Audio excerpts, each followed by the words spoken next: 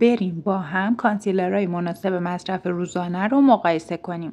این کانسیلر میبلین پوشانندگی خوبی داره و برای تیرگی ها مناسب، موندگاری خوبی توی روزمره داره، تنوع رنگی بالایی داره و باعث میلیان نمیشه.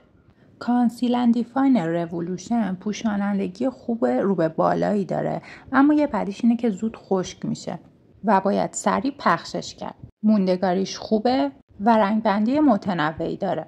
کانسیلر کالیستا پوشانندگی کمی داره و مناسب تیرگی های زیاد نیست. بافتش سبکه و راحت پخش میشه.